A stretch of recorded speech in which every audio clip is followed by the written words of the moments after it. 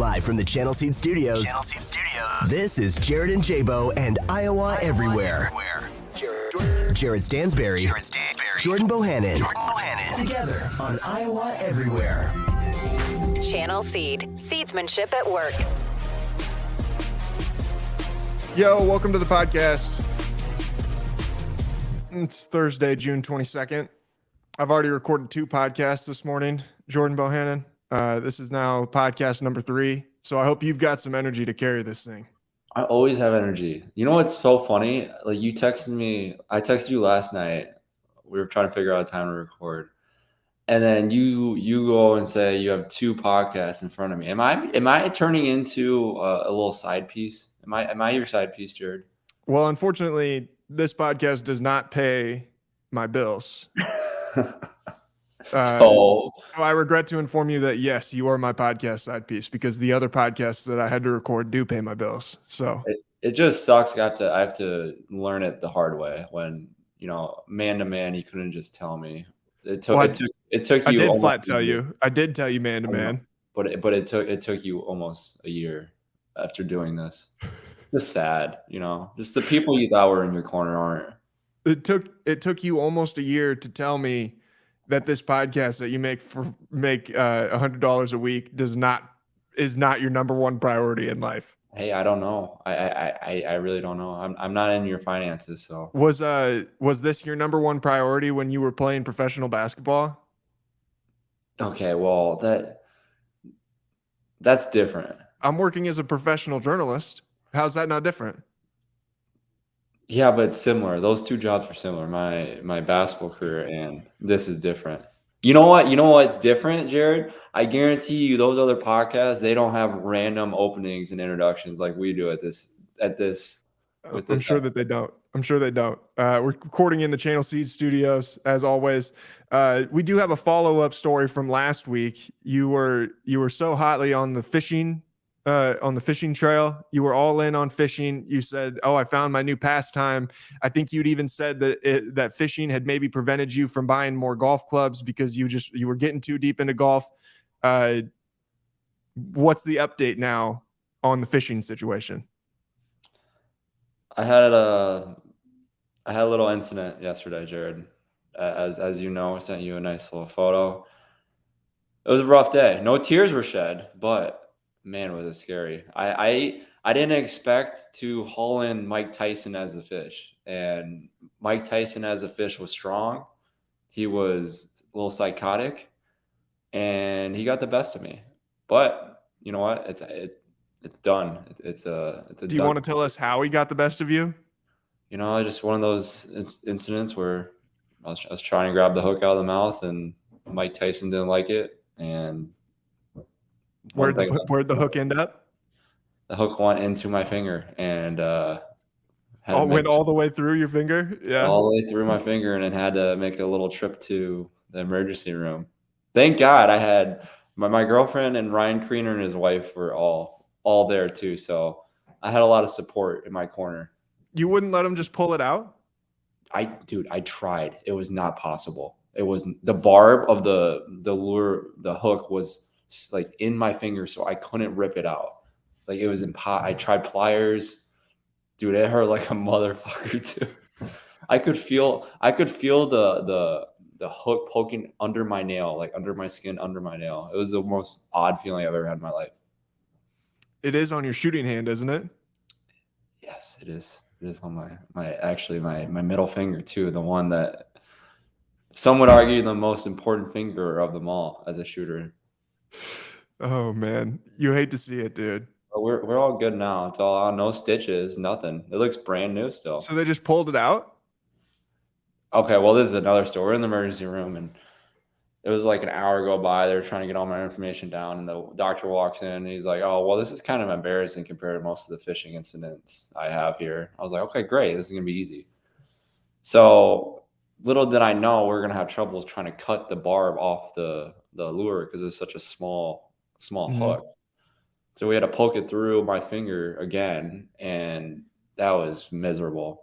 And then we went through 5 pliers. I kid you not, 5 different pliers to cut the barb off. the doctor's like, sorry, this is really embarrassing. We live in a fishing city and we can't even get flyers to cut off a hook that's in your body. So an hour went by and the hook was finally off. It was easy though. He cut it off and slid it right out. I was like, are you considering this your retirement from fishing, or are you going to be back? well, it's kind of depressing because I was so excited. You were this summer, as we know from last week. I told you a lot of positive, and I was very optimistic about what's out there in the lake for me. And I think it's safe to say I'm gonna take my talents to back to golf.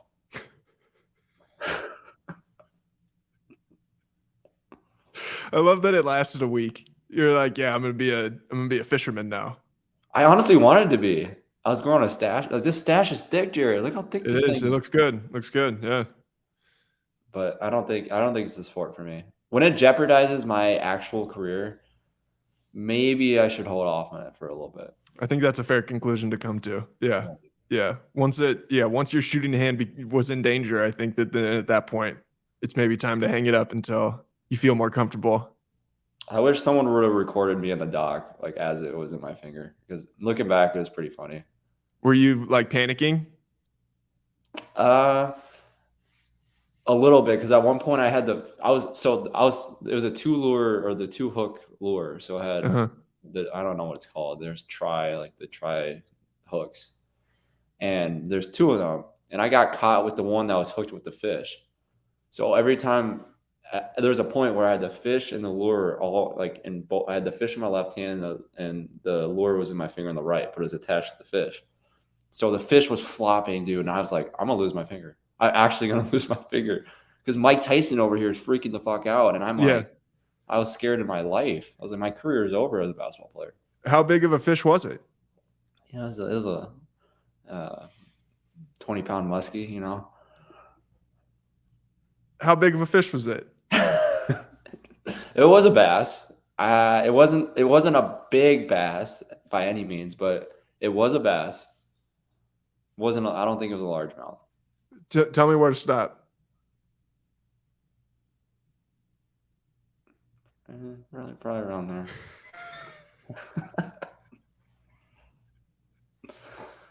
It was a day to tell my kids someday. Yeah. To tell your kids about how your career almost ended because of the fish, Mike Tyson. By the time that you tell your kids about it, the fish will be this big. Yeah. I mean, the worst part of it is the fish got away. I ran upstairs to try to, I was trying to put hot water on it and rip it out by myself in the bathroom while everyone's messing around with Mike Tyson on the dock.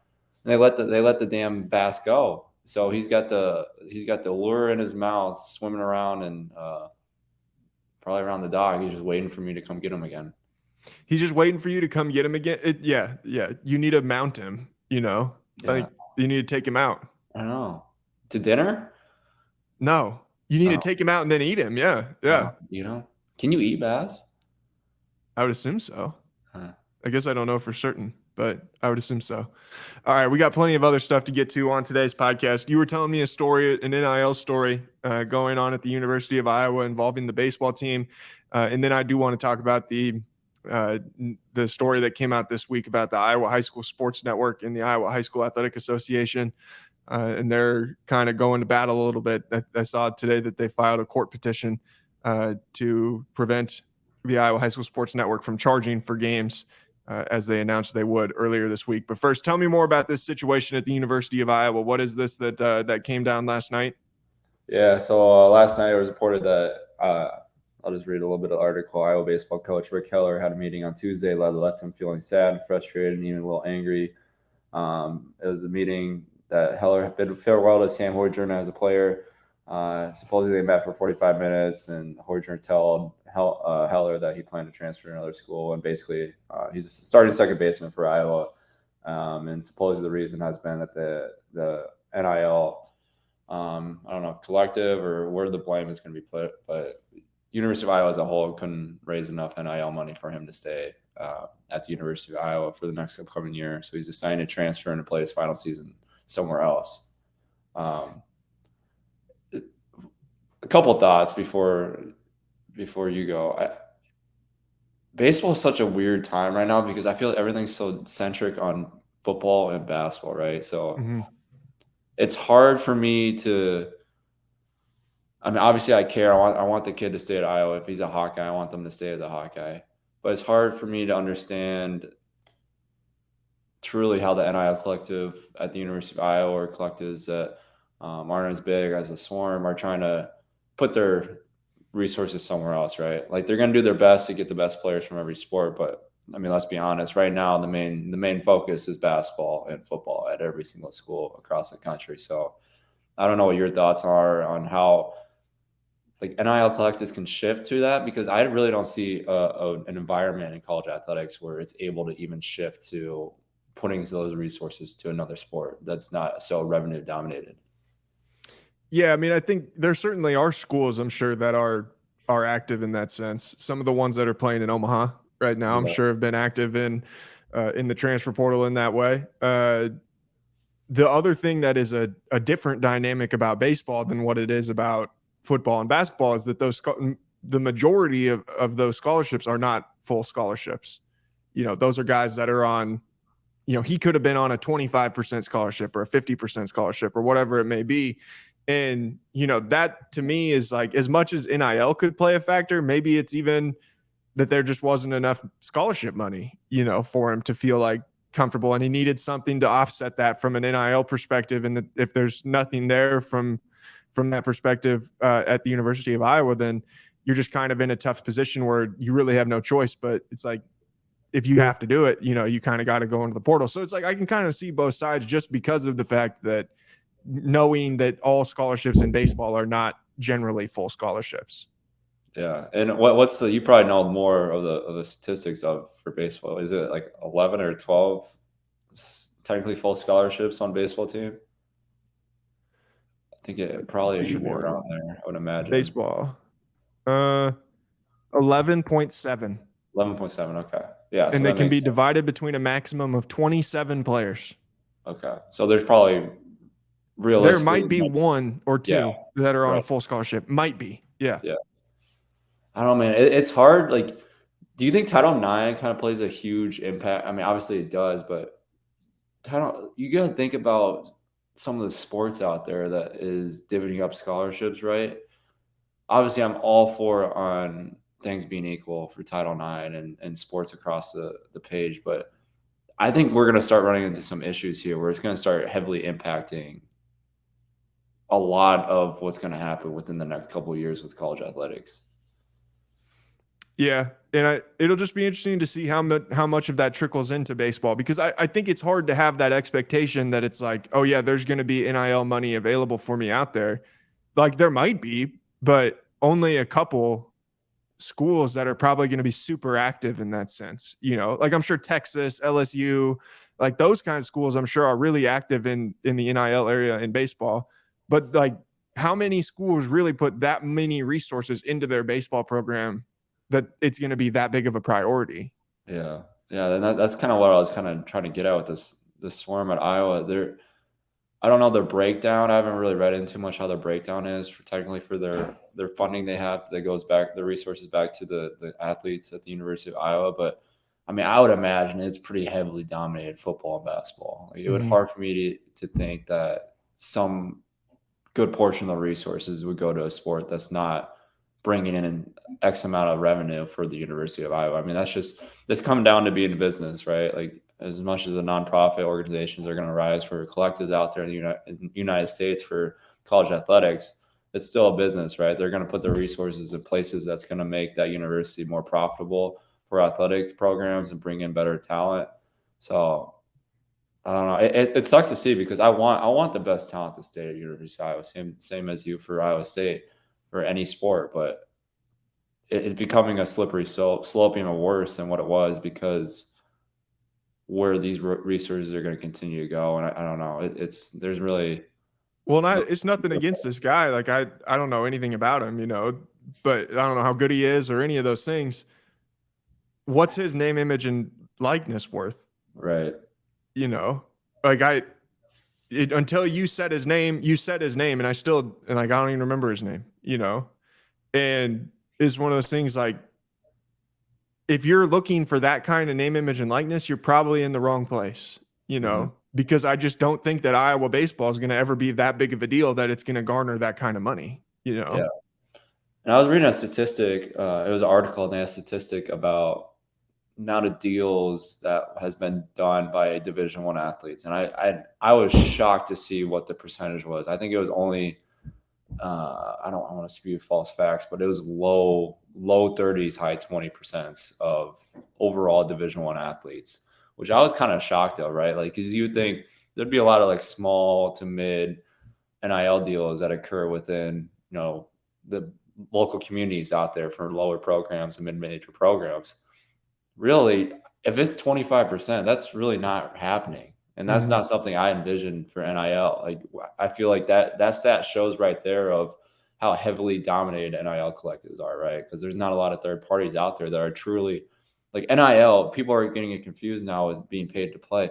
NIL is solely for the player to go out there and third party and make a contract with a business or someone that wants to work with them to provide an asset for their business. But that's not happening, right? Like, there's just businesses being pooled or donors being pooled to NIL collective, and that's not really considered an NIL. No, it's not NIL. It's not what it is at all. Like, it's legal cheating is what it is, but we should have known this was coming, realistically, because people were cheating anyway, and they were just going to figure out a way to take their cheating and put it somehow into the framework of this and then call it something else. And it's not what it is, like, this is not the system that is in place right now is not the system that I think that you fought for a long time when you were going through all of this stuff while you were in school. Yeah. I mean, it's pretty obvious too. The schools that are pretty in front of NIL and getting athletes money, those are probably the schools that have been doing this for a long, long time. Like it's no surprise to me that LSU is pretty damn good at spending money on their women's basketball team, or that they're pretty damn good on spending money on the baseball team. This is the same school that had a coach that was caught on tape by the FBI saying that he made a strong ass offer to a player as a high school kid. Like, we've been known that LSU was cheating. They were doing it for a long time, and now they just happen to be way more advanced at it than everybody else because they've been doing it forever. Yeah. They're pros at it. They're pros at cheating. They've been pros at cheating. You're exactly right. But that, again, as much as I get all these tweets about blaming me or people that have fought, not just me, but all these athletes that have fought for NIL and have more rights, I still think it's two things. I still think it's okay for these athletes to get money. Don't get me wrong. Mm-hmm. Don't get me wrong at all. If they're owed and their value is this amount of money, then they deserve it. But for it to go about how it is, the path it's gone, and granted, it's not going to be like this forever. There's going to be some sort of point within the next couple of years. It's going to all change again, and it's going to be more restrictive and a little more transparent for all these schools across the country. But this is on the NCAA again. Like, they have allowed it to get to this point. The new president, Jared, he could have stepped in and created some sort of policy. Like, you can't act like you're sitting up there and the board of governors and NCAA haven't talked about trying to fix this. They have the ability to. Like, why are we relying on the schools to continue to cheat, legal cheating, when they have the ability to fix it right away? Because they don't want to fix it. They don't. Yeah. They know that they can't. Realistically, it's also gone to a point, Jared. Like, it's anything in life. How do you take away someone's freedoms? Like, we've been giving athletes so much freedoms, which I think they deserve because of the amount of lost compensation a lot of these college athletes have had throughout the years, hundreds of years, because of these universities exploiting them in the NCAA. But how do you take away a freedom? That's pretty hard to do. Yeah. So I don't know what the answer is. Yeah, I don't know what the answer is either. It's going to be tough. I'd be interested to see where that guy ends up. I don't know. Hopefully he'll end up at LSU or something like that, because I just don't think that the NIL market's going to be that as big as what he maybe thinks it is for college baseball. Yeah, I'm curious. I got to look more into that article because it broke down all the sports too. I would imagine baseball NIL deals are pretty low percentage of the overall percentage that was given. Like, I don't imagine, other than the SEC schools being big into Texas, obviously some of the Big 12 schools as well, being hugely connected to paying a lot of money to these baseball players. See, and that's why, like, this kind of, you threw that stat out there about the number of people that have signed name, image, and likeness deals. That's why, to me, like, a thing like and we've talked about this however many weeks in a row, like the NCAA football video games, if they wanted to make a college basketball video game, like any of those kinds of things, an opportunity where like all these people can make money, and think how much that would boost up those kind of percentages, where you can all of a sudden you have 100% or close to it in one sport that like everybody's got at least one NIL deal. Like that would be good, to me, because that's actual name, image, and likeness at the end of the day. Yeah. And let's be honest again, like there's probably 4 to 8 players maybe on every sport across the page that are truly like the national known names. Like people know who they are, right? Like you can even go to like gymnastics. Like there's some of these huge gymnastics girls on social media that people know of. There's huge baseball players that people know of. Same thing with football, basketball. Like there's a lot of known people, but the people that are national brands, that companies are going to throw money behind, actual, third party companies coming in and throwing behind, is such a low percentage where, NIL collective, we're going to have to be a thing, right? Well, yeah. And the reality is too, like people like the Cavender twins, Livy Dunn, like they've done such great work to be able to build their own brands and it's like the sports stuff is almost secondary, like obviously they're great at their sport as well, but they've done a great job to build their own personal brand to where then they can capitalize on that. And that was what for the longest time was so stupid, is that you couldn't build your own brand and capitalize on it in any way. Like you couldn't have a TikTok and monetize it. You couldn't be on YouTube and monetize it, or Snapchat, or whatever it may be. And that's what they've done is such a good job of, is being able to monetize those things. And then also, oh, by the way, Livy Dunn's a world-class gymnast. The Cavender twins are both really good basketball players. Like those things are obviously not secondary to who they are, but they are secondary in the conversation of what they're doing from a business standpoint, because they've done great things to build their own businesses. Yeah, and I always this is a great segue into what I wanted to say with Caitlin Clark and Megan Gustafson. Megan Gustafson was what Caitlin Clark is now, right? So people that knew Iowa basketball knew how big of a presence Megan Gustafson was at Iowa. Like she practically changed the game of Iowa women's basketball before Caitlin Clark did. But she did it without NIL. So she didn't get as much notoriety. She hadn't much value because she was so restrictive on what she could do. She could have been a millionaire when she was out playing basketball at the University of Iowa. I think the amount of people that came to watch her play, to come to watch the University of Iowa women's play because of her and what she was able to do with that team to get them to new heights that was never there before. Like she changed Iowa basketball trajectory. And then Caitlin Clark came in perfect timing. Like NIL opened up and she blew up as a national no name. Like I don't think she would have blown up as much as she did, Caitlin Clark, if it wasn't for NIL. Granted, she would have at some capacity, but NIL opened up a huge another segue for her in her life of doing things off the court that she wouldn't have been in commercials with Nike. She wouldn't have been in commercials with what's the other one? Hy-Vee. Like she wouldn't be in those commercials and people knowing as a household name now if it wasn't for NIL. Like you can't tell me a lot of these families would know who Caitlin Clark was. Like she's everywhere now. And that's a lot part for obviously her phenomenal playing style and what she's been able to do at the University of Iowa. But that's also NIL opening up too. Yeah, for sure. All right. Pivoting on to the next thing. Bob Huggins out as the head coach at West Virginia, resigning after he was arrested for a DUI on early Saturday morning. Everybody by now knows the story. We all know the situation. Name, image, and likeness played in heavily into what West Virginia did during this offseason with the transfer class that they were able to put together. What if you're a player, put your player hat on, put this mindset in. What's your reaction if you're in this type of situation as someone who's transferring into that program right now? Well, I just feel bad for I feel bad for the young guys. I feel bad for these guys. Yeah. I feel really bad, and obviously I have a close friend that's there, Joe Toussaint. And the amount of times I spoke to Joe and how much he respected the hell out of Bobby Huggins. Like he was a guy that everyone idolizes that they played for, from what I've been hearing. I've only had an interaction with him one time, so I don't know him too well. But any person I've ever talked to that's played for him or knows him personally has phenomenal things to say about him.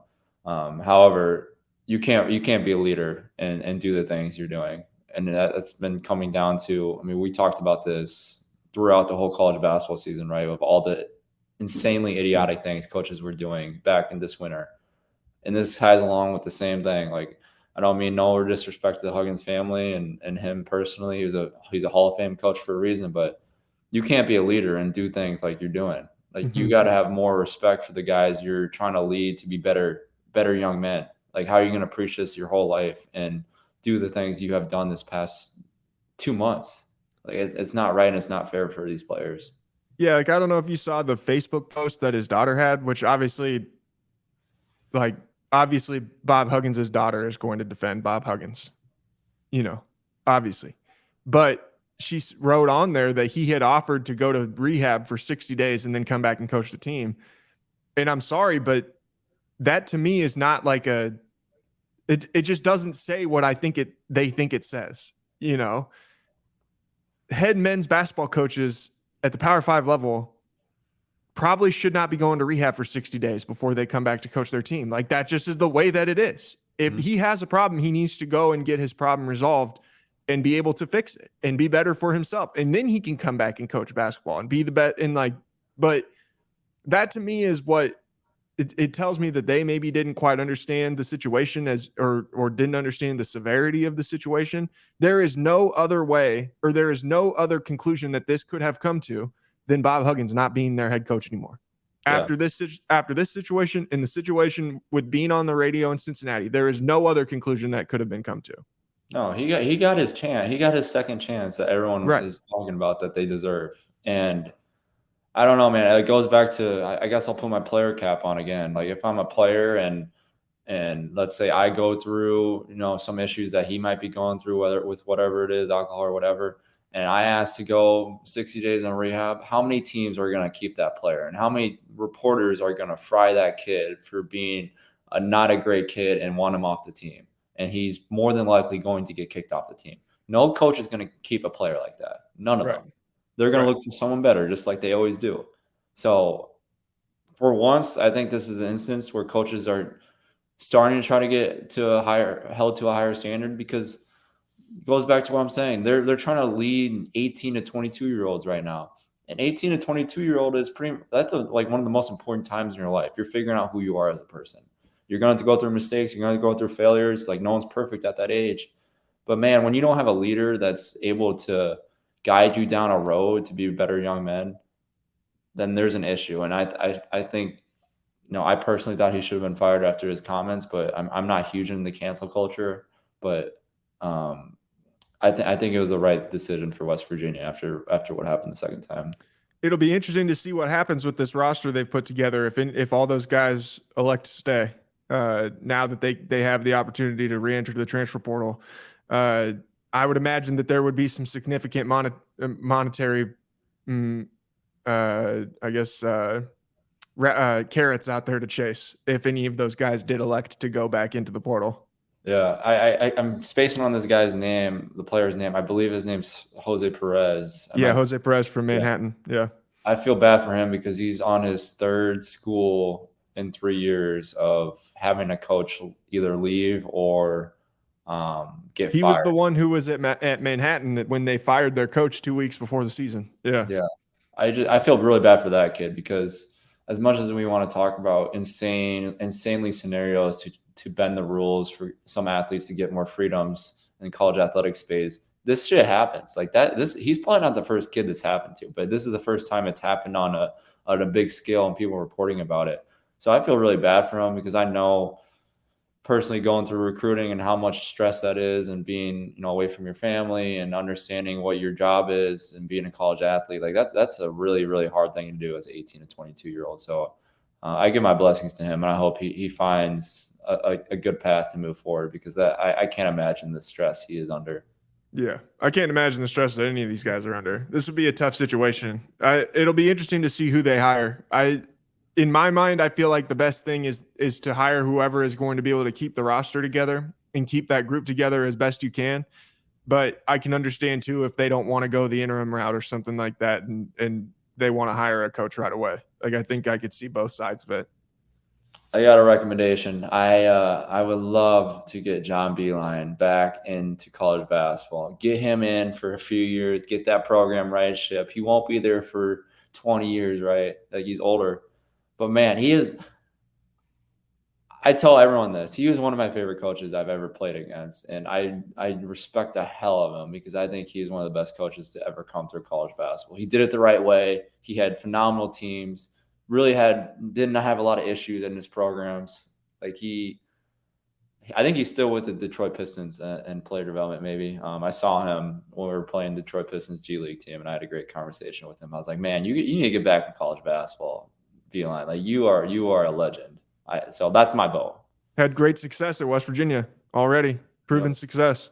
I would think if you hire him, he would be able to lead that roster in a good direction at the very least. You know, and if he's willing to come back. Yeah, and he'll bring in like an assistant coach that's going to be ready to take his reins. Like he's a very smart individual. I just think it's a no-brainer hire. If I'm athletic director, which I hope to God I never am, because that can be just a miserable job, I'm sure, trying to hire these people. But that's the first guy I would look at in an interview. I don't care how old he is. We just need a guy to just get things figured out for a few years. That is it. All right. Real quick, before we get to our last story, I want to tell you guys all about Hinterland Music Festival coming up August 4th through the 6th down in St. Charles, Iowa, just south of Des Moines. We've talked about it a bunch. Bon Iver, Zach Bryan, Maggie Rogers, the headliners. Music and camping passes are available now at hinterlandiowa.com. The closer we get, what's your excitement level? How many times do I get to say it? Zach Bryan, man, I don't care how many times people are going to get annoyed for people that are listening to our show. He will change your life. I truly believe it. He's changed mine through his music. And the fact that Iowa has him in the state of Iowa, that is special and something that, I mean, he's going to be a Hall of Fame singer. Like he already is in country music, but he's changed country music for the rest of, I think, country eternity for people who listen to it. I want to go out there and camp. We should go camping out there. I was trying to look at the map setup. I'm so confused on how it's set up. You got to explain it to me a little bit. So there's immerse yourself in the weekend of music by sleeping in the Iowa countryside in an ephemeral community of other hinterland campers. What's ephemeral mean? I don't know. There's a lot of words I don't know, Jared. You should know. It's in my notes. In my notes here about the ephemeral, lasting for a very short time. But it looks like there's camping grounds. There's like showers. Then there's the show set, and there's like playgrounds. I don't know. Yeah. Looks sick. Well, yeah, they have a whole kids area. They're going to have Cuckoo Kangaroo performing at the kids area, who I read today is a combination of the Beastie Boys meets Sesame Street.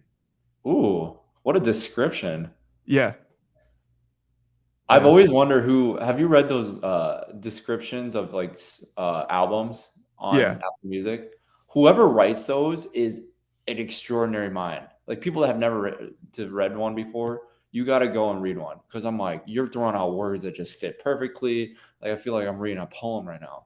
Yeah. There's nobody that does a better job of using really big random words than like music reviewers. People that are in the music world, they always will. This is a captivating or something like that. I can't think. I'm trying to think of another one. I don't know. If you went up and you got on Apple Music right now and you looked up a Kanye West album, there would be at least five syllable words somewhere in the description of the album. I gotta look up one now. Look up My Beautiful Dark Twisted Fantasy or something like that and read the description of it. Kanye West. Okay. All right, I'm losing the description. Where'd I go? No. Why can't I do it? It's okay. The moment passed. The moment passed. No. I don't even know where you go now. How did I find that? I don't know. I don't use Apple Music. I'm a Spotify guy. I'm triggered, dude. There's no way. All right, our last story. The Iowa High School Athletic Association on Thursday filed a court petition to prevent the Iowa High School Sports Network from charging viewers for live-streamed high school championship games. For the last several years, the Iowa High School Sports Network has been streaming the state championship events for free on the internet, but we're starting with the state baseball tournament July 17th through the 21st. A single game will cost $9, or viewers can pay pay for the entire tournament for $18.99. The network holds the media rights for the nonprofit IHSSN and is like I said, has been providing the free viewing access to state tournaments via television and streaming formats. This all comes from the Des Moines Register. On Wednesday, the IHSAA said in a statement on Twitter, the IHSAA will continue to strive for free public access to broadcasts of its championship events.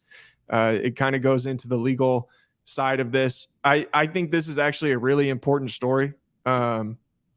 There is no reason for anybody that lives inside the state of Iowa to have to pay to watch a Iowa high school state championship event.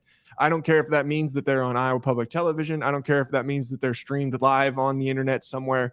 But there is no way that anybody who lives within the state of Iowa should have to pay to watch these games especially like if you're someone who lives in a rural area. Maybe you can't stream or you can't do some of those kinds of things. Like, this is just bullshit. And it's stupid. And there is no way that they can't make enough money off the advertising revenue of selling these events because of how much people want to support high school athletics and they want to support the athletes in our state. For them to be able to go and make this move is a money grabbing move, and it's not going to go back to the athletes. It's not going to go back to the athletic association. And it's really, really unfortunate that anyone ever made this idea, because I think that we should know better by now. There is no reason to be charging for Iowa high school sporting events, to be charging for high school sporting events in general, because it's starting to take away from what these things are really supposed to be. And it's taking away from the athletes, and it's just making it harder on everybody who wants to support these athletes at the high school level. That's my soapbox. Is it yeah, you should write an album cover descriptions. Is this just strictly for state tournament games? Well, yeah, for everything. Yeah, for all of the state championships, football, basketball, track, baseball, all that stuff. And keep in mind, the Iowa High School Girls Athletic Union does not charge for anything. All of their games are still broadcast on Iowa Public Television and are still broadcast live for free on YouTube as well. Well, I'll tell you one thing. We all know how long it took for the sport of basketball to change the rules for a lot of certain instances, like the shot clock's finally put in, obviously. But there's just a lot of, I don't know the right words here, but I think my biggest issue is we're turning something into try to be revenue producing when it's exactly what you're saying. It's not for that. It's for the kids. It's for an opportunity for them to get to the next level. This isn't doing anything to help them. This is only doing something to help that organization. And I'm curious to see. I have to do a little more research off this episode. Maybe you know about it more, but is the Iowa Athletic Association, is that a nonprofit? It is. Yeah. The Iowa High School Athletic Association is a nonprofit. And is it through the government? Is it government funded? No, I don't believe so. Okay. No. All right. I think this is another example of what we're losing our values of for the younger kids, right? And I think this will go down to, people might think I'm crazy for making this a full circle observation, but this is a big issue with what's going on with our younger generation, because I think there is actually a serious issue with kids wanting to work harder, wanting to be better, wanting to get to the next level, and holding their true values of how they were raised on, whether that's, attending church, whether that's, being nice to others, being respectful to others, being respectful to your higher ups, whatever. I think this is another example of people getting in the way of money, right? Like, money is getting in the way of our society. It's ruining a lot of our kids' futures, right? You look at the AU circuit, money's ruining it, right? Like, there's families involved that shouldn't be involved. There's kids involved that shouldn't be on these teams because their dad has money, their mom has money. It goes down every single industry, every single facet of these kids' lives. And it's ruining on how exactly they should get to the next level, what should be exactly centered around these kids. And I think it's damaging, dude. I really think it is. You're exactly right. It's hurting a lot of different aspects of not only Iowa sports, but a lot of these Iowa kids that